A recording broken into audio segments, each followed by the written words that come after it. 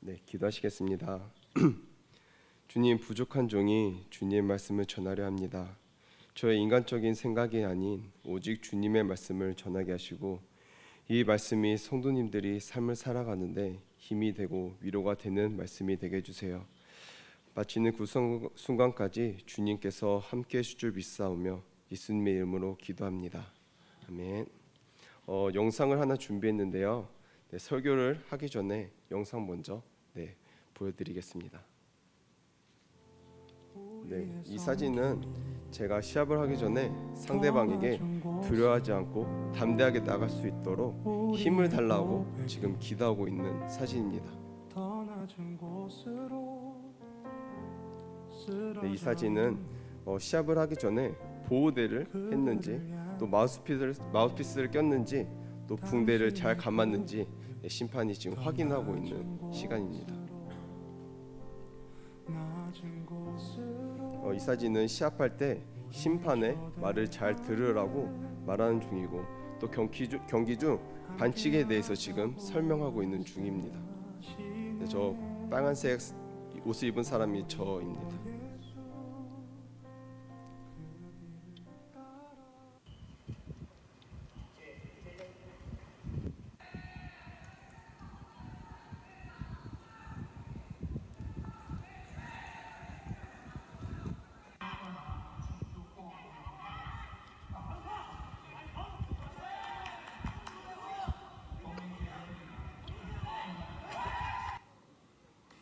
네, 지금 판정을 기다리고 있는 중입니다.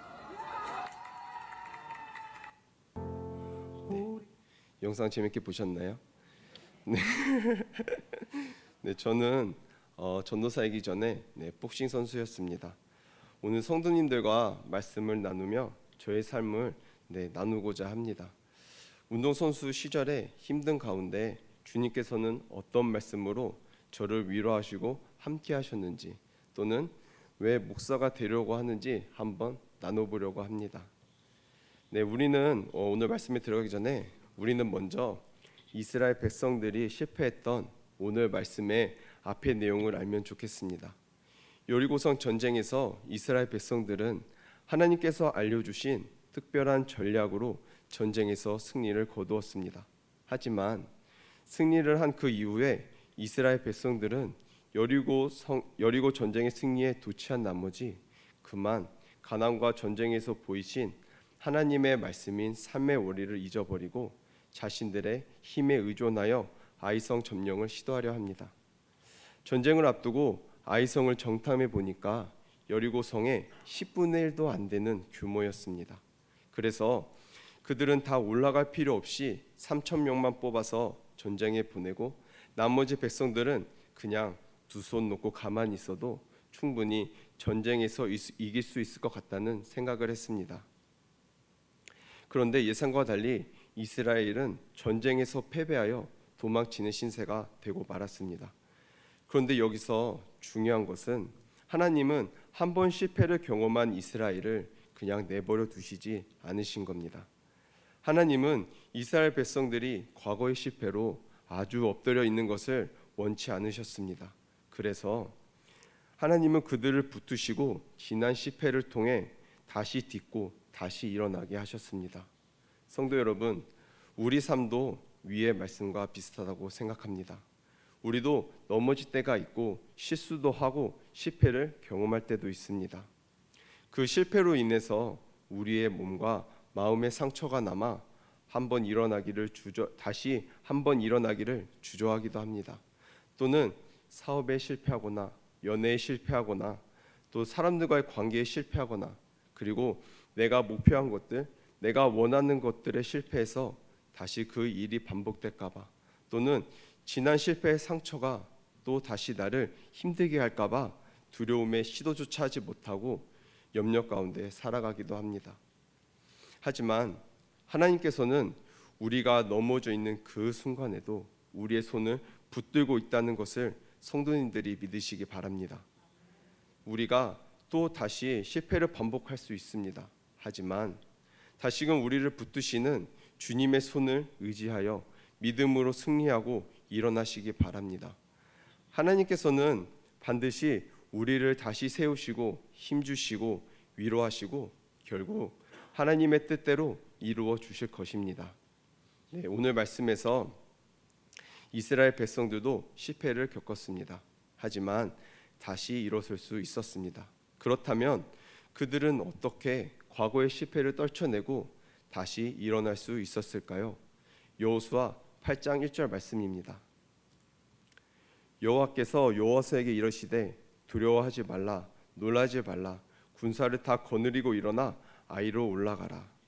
이 말씀은 지금 참패를 당해서 실패하여 엎드려져 있는 이스라엘 백성들에게 그리고 오늘날 우리에게 그리고 또는 나에게 주시는 하나님의 말씀입니다. 일어나 올라가라. 도대체 어디로 올라가라고 하시는 말씀일까요? 네, 그것은 바로 아이송으로 가라 또는 그들이 실패했던 바로 그곳으로 가라입니다. 내가 참패를 경험했던 바로 그곳입니다.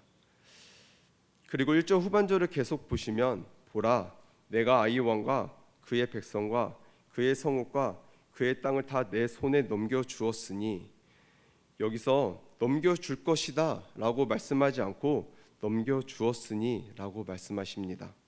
이것은 아무리 절망적인 처지에 놓여 있다 하더라도 심지어 내 가족이라도 사람의 도움은 결국 한계가 있다는 것입니다. 성도 여러분, 예수님께서 과부의 아들을 살리신 이야기가 있습니다. 한 과부에게는 아들이 하나 있었습니다. 그런데 그 과부의 아들이 죽고 말았습니다. 남편을 잃은 여인에게 하나뿐이었던 아들은 그녀에게 전부였습니다. 하지만 그 아들도 죽고 말았습니다. 그녀에게 아들은 삶의 유일한 이유였는데 그 아들이 마지막 희망이었는데 얼마나 깊은 아픔과 슬픔을 느꼈겠습니까? 그래서 이 여인과 동네 사람들이 그 아들의 장례를 치르기 위해 성문 밖으로 나가고 있었습니다. 이 여인의 슬픔과 아픔을 어떻게 위로할 수 있겠습니까? 사람들이 할 수 있는 것이라고는 그저 함께 아파하며 그 마지막 길을 함께 가주는 것밖에 없었습니다. 그러나 하나님의 능력은 그 정도가 아닙니다. 하나님은 죽은 아들까지도 다시 살리시는 분이십니다. 하나님은 아이성과의 전쟁에서 참패를 경험한 이스라엘 백성들에게 힘과 용기를 내도록 위로하십니다. 하나님은 말로만 위로하시는 것이 아니라 확실한 약속까지 더해 주십니다. 하나님은 잘하면 이길 수 있을 거야 라는 막연한 희망을 주시는 것이 아니라 내가 이미 너의 손에 넘겨주었으니 라고 확실하고도 분명한 약속을 주십니다. 하나님은 이스라엘 백성들이 절망하는 가운데 또는 백성들이 힘들어할 때마다 백성들에게 이러한 약속의 말씀을 주시면서 그들의 마음에 다시 희망을 가지도록 해주셨습니다. 신명기 1장 21절에는 너희의 하나님 여호와께서 이 땅을 너희 앞에 두셨은즉 너희 조상의 하나님 여호와께서 너희에게 이르신 대로 올라가서 차지하라 두려워하지 말라 주저하지 말라 한즉 이 말씀은 아브라함이 이방 땅 갈대아 우르에서 지내고 있을 때 하나님이 아브라함 앞에 나타나셔서 그곳을 떠나게 하시고 가나안 땅의 꿈을 보여주셨습니다. 그러면서 아브라함 자신이 바다의 모래처럼 땅의 티끌처럼 많아지고 가나안 땅을 얻게 될 것이라고 말씀하셨습니다. 이스라엘 백성들이 하나님의 말씀에 넘어지고 실패할 때마다 하나님은 그들을 다시 일으키시고 새롭게 힘을 낼 수 있도록 하나님께서 주신 약속을 계속해서 말씀해 주셨습니다. 이것은 신학적인 용어로 언약을 갱신하는 것입니다. 아브라함 때부터 약속하신 그 약속을 계속해서 말씀해 주시면서 나 여호와가 너에게 이 약속을 주었고 내가 약속한 것을 반드시 이루시겠다는 확신과 희망을 주신 것입니다. 아브라함, 야곱, 이삭이 고난의 세월을 살아가며 넘어질 때마다 다시 일어나고 꿋꿋하게 버틸 수 있었던 이유는 바로 하나님이 주신 약속의 말씀이었습니다. 이스라엘 백성들이 아이성 전투에서 넘어졌지만 하나님께서 그들을 다시 일으키시며 회복시키신 근거가 바로 이 약속의 말씀입니다. 내가 이 땅을 너희에게 주었다. 성도 여러분, 이 말씀은 오늘 우리가 꼭 기억해야 할 중요한 말씀입니다. 우리가 살면서 때로는 실패해서 넘어지게 될 때 나와 함께하는 주위 사람들의 위로와 또는 가족, 성도님들의 기도로 힘을 내기도 합니다. 그러나 그보다 더 중요한 것은 우리가 다시 일어날 수 있는 그 근거를 어디서 찾아야 하는지 알아야 합니다. 그것은 하나님께서 이스라엘 백성들에게 주신 약속의 말씀, 내가 이 땅을 너희에게 주겠다, 내가 너와 함께 하겠다라는 약속의 말씀입니다. 이 말씀은 시대가 바뀌고 세상이 변하더라도 변함없이 이루어 가시는 하나님의 역사입니다. 그래서 우리는 절대로 영원한 실패에 머무를 수 없는 운명입니다. 혹시 우리가 살면서 이런저런 일들로 넘어질 수 있습니다. 하지만 우리는 아주 낙심하지 않습니다. 왜냐하면 하나님께서 우리의 손을 붙잡고 계시기 때문입니다. 하나님께서 우리를 통해서 이루실 하나님 나라에 대한 사명이 계시기 때문에 하나님께서는 결코 우리를 그냥 내버려 두시지 않는다는 것을 우리 성도님들이 믿으시기 바랍니다. 네, 저는 오늘 말씀에서 두려워하지 말라, 놀라지 말라 이 말씀이 저의 4년 동안의 대학교 생활과 11년의 운동선수 생활을 하면서 또는 저의 목표인 국가대표를 준비하는 동안 많은 힘듦과 시련이 있었는데 이겨낼 수 있게 해준 말씀입니다. 저는 먼저 운동을 하면서 왕따도 당해보고 실패도 수도 없이 많이 해봤습니다. 항상 좋은 일만 있을 수는 없지만 저의 밝은 얼굴 뒤에는 어둠이 가득한 적이 있었습니다. 저는 국가대표의 꿈을 가지고 용인대학교에 가게 되었습니다. 선배들과 같이 운동을 하며 운동은 참 힘들었지만 그래도 모두 같은 꿈, 같은 길, 같은 목표를 생각하며 힘든 운동을 참고 이겨내고 있었습니다. 하지만 며칠이 되지 않아서 저는 선배들에게 미움을 독차지 않은 후배가 된 것입니다. 저는 왜 선배들에게 미움을 독차지 않은 후배가 되었을까요? 그 이유는 선배들은 매주 교회 가는 저를 너무 싫어했기 때문입니다. 자기들은 운동만 하고 저만 교회 간다는 것이 마음에 들지 않았던 것입니다. 그래서 학교를 들어간 순간부터 선배들의 괴롭힘은 시작됐고 링 위에서 맞는 것보다 내려와서 맞는 것이 더 많았던 것 같습니다. 처음에 대학교 들어가서 선배들과 스파링을 하는데 저의 스파링 파트너는 국가대표였습니다. 그래서 실력 차이가 너무 많이 날 수밖에 없어서 처음에는 선배들한테 많이 맞았습니다. 그래서 너무 많이 맞아서 한 주는 왼쪽 눈이 시퍼렇게 멍들고 다음 주 한 주는 오른쪽 눈이 시퍼렇게 멍들었습니다. 이렇게 한 3달 정도 시간이 지난 것 같습니다. 그런데 시간이 지나자 신기하게도 저도 실력이 점점 좋아지는 것입니다. 그래서 선배 주먹이 보이고 무슨 공격을 하는지 다 보이는 것입니다. 그래서 저는 맞지 않고 선배만 저에게 많이 맞았습니다. 이제 저는 링 위에서는 선배들한테 많이 맞지 않았습니다. 하지만 링을 내려와서 어떻게 됐을까요? 생각하신 게 맞습니다. 내려와서 더 많이 맞았습니다. 선배는 저에게 맞은 게 자존심이 상하고 화가 났는지 링을 내려오자마자 코치님의 눈치를 보고 저의 정강이를 발로 차고 손찌검을 하고 또 기합을 주곤 했습니다. 하지만 그래도 저는 참았습니다. 교회를 가지 못하게 하고 또 많이 맞고 기합을 당해도 저는 교회에 갔고 또 하나님의 말씀에 순종하도록 노력했습니다. 왜냐하면 저는 운동을 잘하든 못하든 하나님의 말씀에 순종하는 것이 제일 중요하고 우선이라고 생각했고 그래서 그런 힘든 상황 속에서도 늘 말씀에 순종하도록 노력했습니다. 또 한 가지 선배들이 저를 싫어했던 이유가 하나 있습니다. 그것은 제가 술을 먹지 않는다는 것을 이해하지 못했고 싫어했습니다. 그래서 선배들은 저에게 억지로 술을 마시도록 권유했지만 저는 어떻게 했을까요? 저는 술을 먹지 않았습니다. 그래서 선배들은 그런 저의 행동을 보고 더욱 저를 싫어했고 선배들과 저의 거리는 서로를 이해하지 못해서 더욱 멀어졌습니다. 그래서 그 이후로 아까 말씀드렸던 것처럼 링 위에서도 맞고 내려와서 더 많이 맞았습니다. 그리고 집 앞에서 여러 가지의 사랑의 교육을 받는 그런 과정들이 더 심해졌습니다. 저에게는 대학 생활이 너무나 힘들었습니다. 한편으론 주님은 이렇게 운동을 할 수 있게 해주셨으면서 왜 이렇게 힘든 일만 생기게 하실까? 나도 선배들에게 이쁨과 사랑을 받고 싶은데 왜 이렇게 나에게 힘든 일이 생기는 걸까? 혹시 주님께서 나를 싫어하시나? 라는 생각을 했습니다.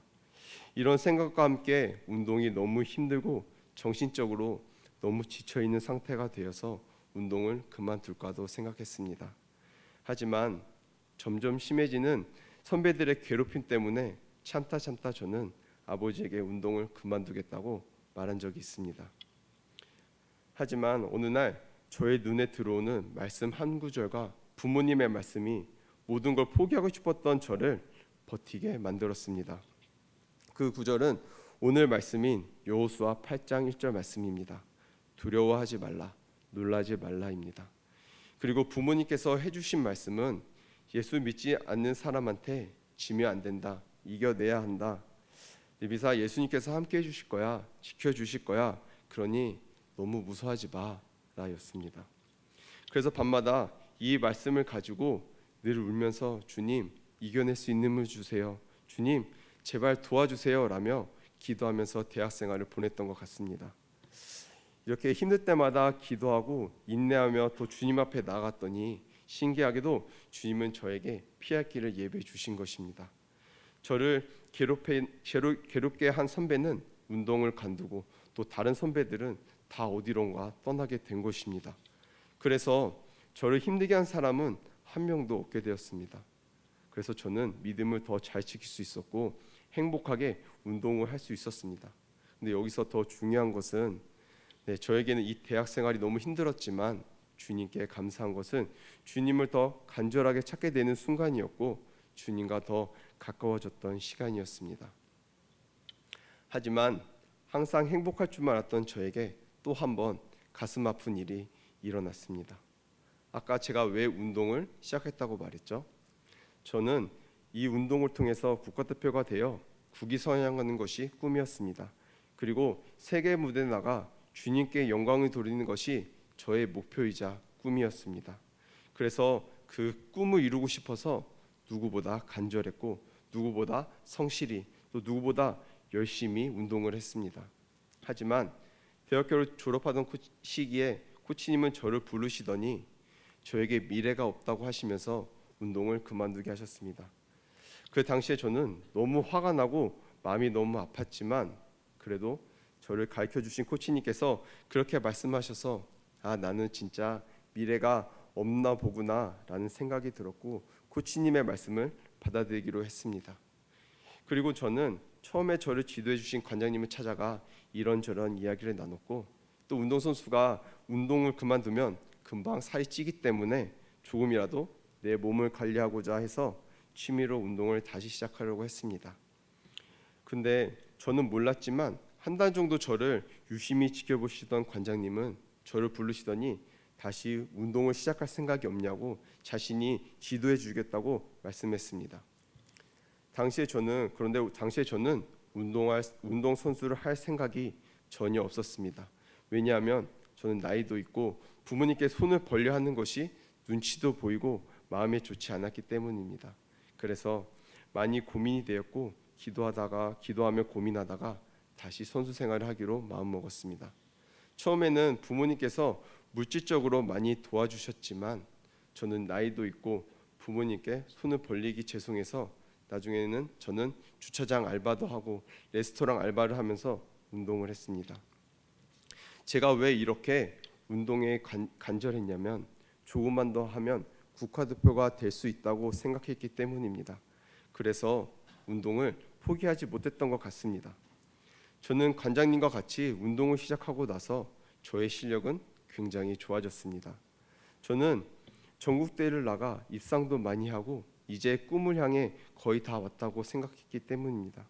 하지만 국가대표란 꿈을 이루지 못했고 매번 좌절하고 실패했습니다.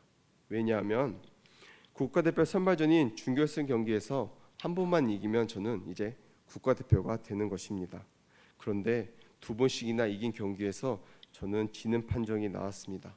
저는 분명 상대방 선수보다 더 많이 때리고 또 상대방한테 밀리지 않고 다운이 될 상황까지 상대방 선수를 몰아붙였는데 판정은 상대방 손이 올라가는 것이었습니다.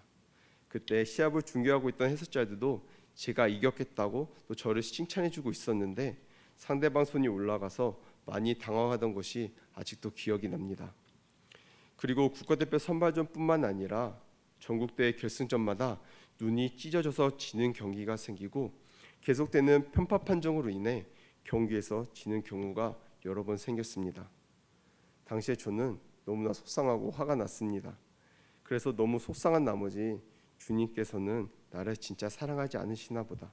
대학교 때도 그렇고 지금도 그렇고 나를 사랑하지 않으시나 보다 라는 생각이 들었고 점점 말씀에서 삐뚤어지고 점점 주님을 미워했던 것 같습니다. 그리고 이런 일들이 계속 생기다 보니 운동의 흥미도 사라지는 시간이었습니다. 또 이렇게 마음이 힘든 상황에서 하루하루 지내고 있는데 나라에서는 눈치도 없이 계속 군대에 가라고 재촉하는 것입니다. 저는 군대도 가야 하고 이제 운동 못하겠구나, 이제 정말 그만둬야겠구나 라는 생각으로 하루하루를 버티면서 살아가고 있는데 어떤 말씀이 힘들어하고 무서워하는 저에게 용기를 주었습니다. 그것은 이사야 41장 10절 말씀입니다. 두려워하지 말라, 내가 너와 함께함이라. 놀라지 말라, 나는 내 하나님이 됨이라. 내가 너를 굳세게 하리라. 참으로 너를 도와주리라. 참으로 나의 의로운 오른손으로 너를 붙들리라. 그리고 제가 좋아하는 복음성가가 있는데 그것은 나의 안에 거하라입니다. 제가 한번 읽어볼 테니 가사에 집중해 주시면 감사하겠습니다.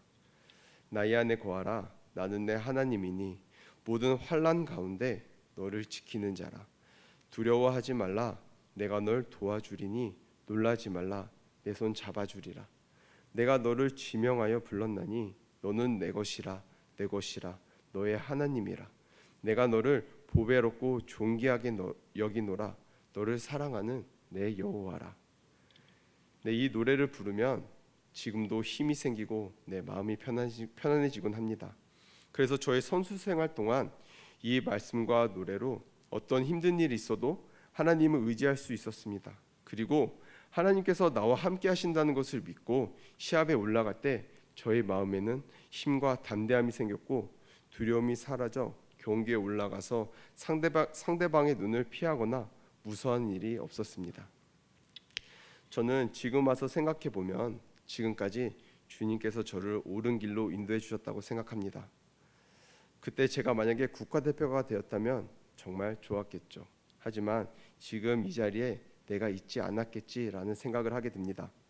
그리고 저는 운동으로서는 상무까지였고 국가대표가 안 돼서 주님을 미워하는 이런 행동은 저의 인간적인 욕심이었다고 생각합니다.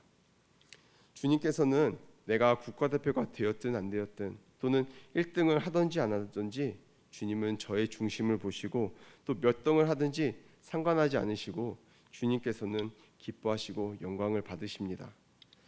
저는 운동을 하면서 참 우여곡절이 많았습니다. 그리고 저는 실패도 많이 하고 또 넘어지기도 많이 넘어졌습니다. 아까도 말씀드렸다시피 주님께서는 이 복싱을 통해 저를 훈련시키셨다고 생각합니다. 저는 이 복싱을 통해 자연스럽게 배운 것은 하나님 말씀에 순종하는 것, 하나님 말씀에 늘 겸손하고 엎드리는 것을 배우게 되었습니다. 저는 앞으로 목사가 되기까지 많은 훈련을 받을 텐데 어떤 시험이 오더라도 더 겸손한 자세로 주님만 바라보며 주님의 말씀에 순종할 수 있는 제가 될 수 있도록 노력할 것입니다.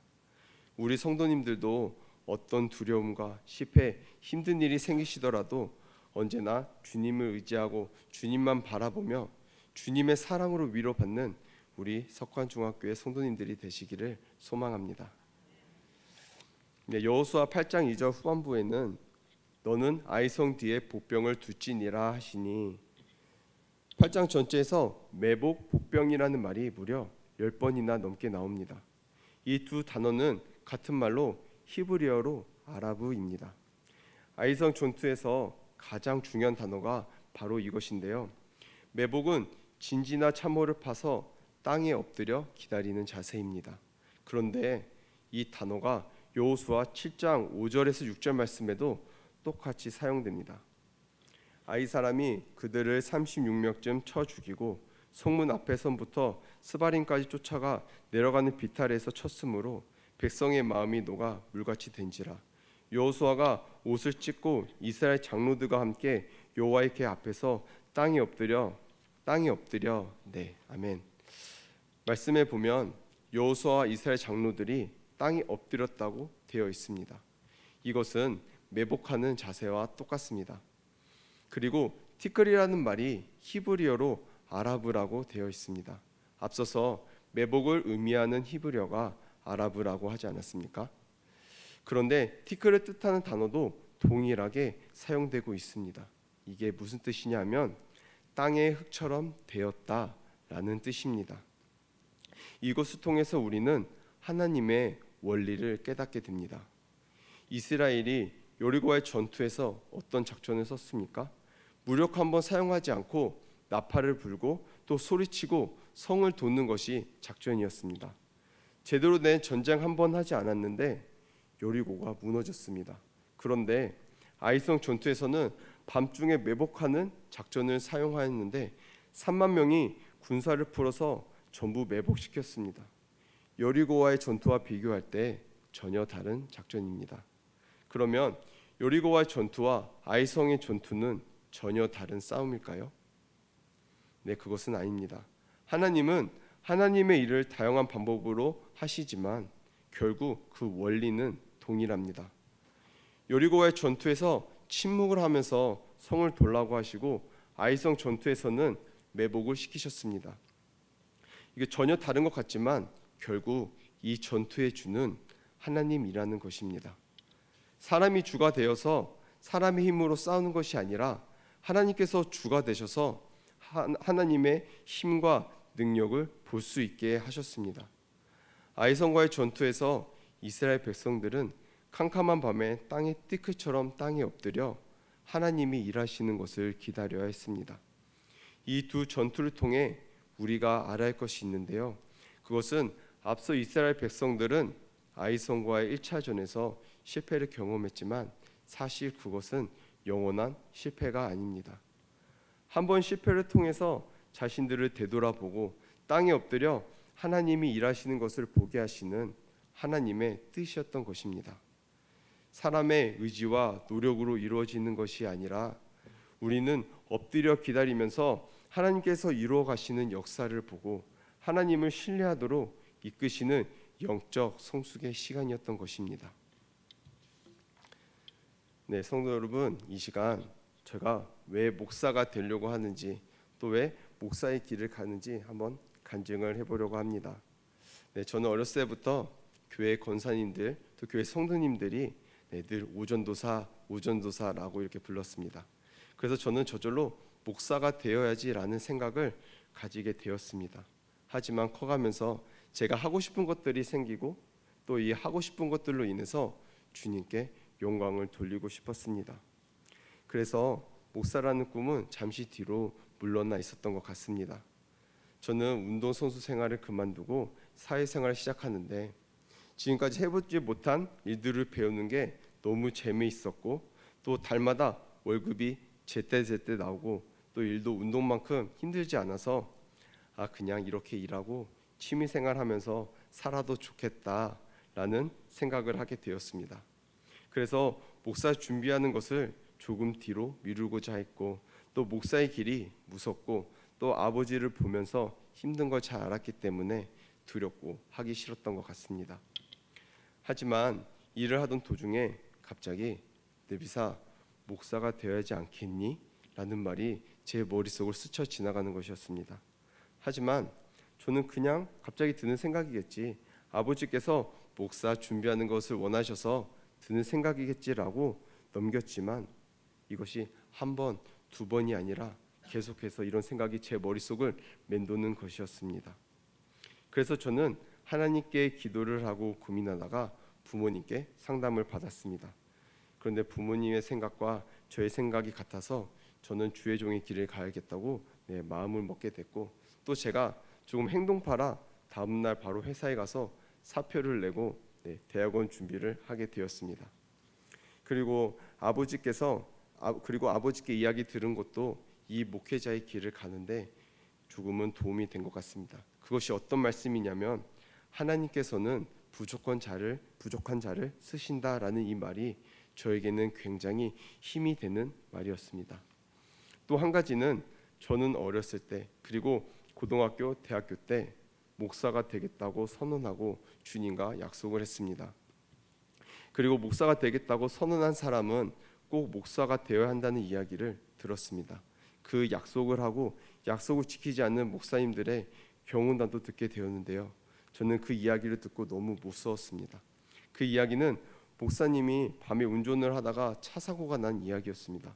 차가 전복되고 또 그 차는 다 찌그러지고 그 목사님은 정말 죽다가 살아났다는 그 이야기를 듣고 저는 정말 두렵고 무서웠습니다. 근데 목회자의 길을 결정한 것이 이 사고가 무서워서 결정한 것은 아닙니다.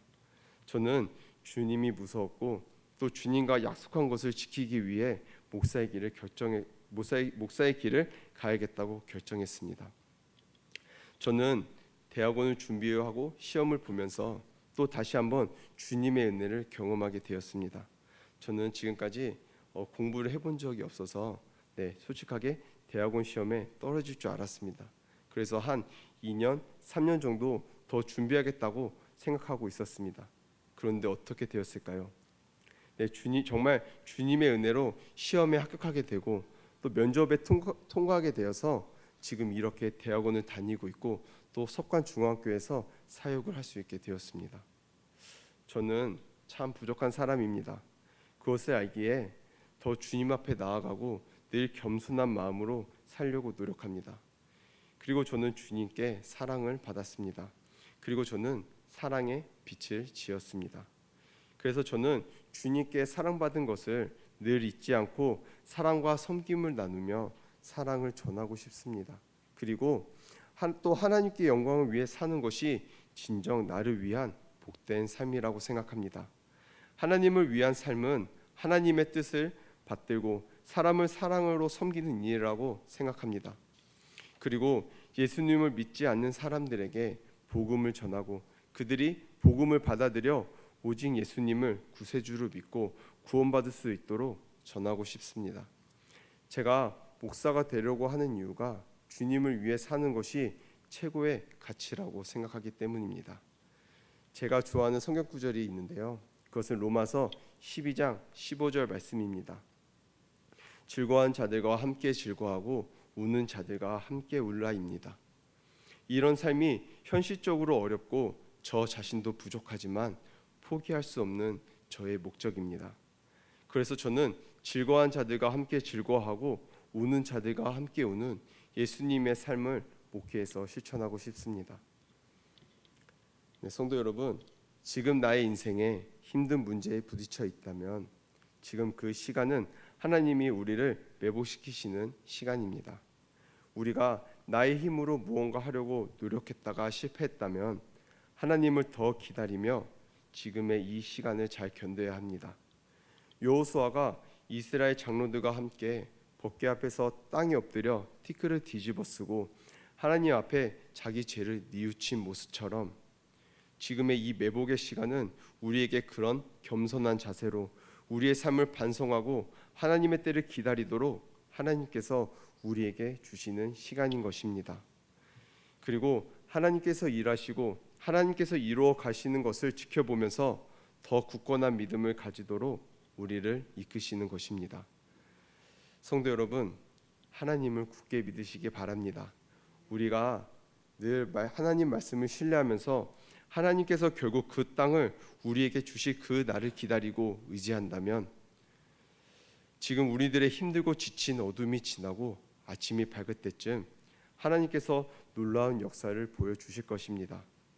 이러한 믿음과 확신을 가지고 삶을 살아가는 저와 성도님들이 되길 소망합니다. 네, 아멘. 네, 기도하시겠습니다. 하나님 아버지, 오늘 말씀에서 이스라엘 백성들에게 주신 약속의 말씀, 내가 이 땅을 너희에게 주겠다라고 하신 이 말씀을 저희 성도님들이 늘 삶 속에서 이 말씀을 붙잡고 신뢰하고 주님을 의지하며 삶을 살아갈 수 있길 소망합니다. 예수님의 이름으로 기도합니다. 아멘.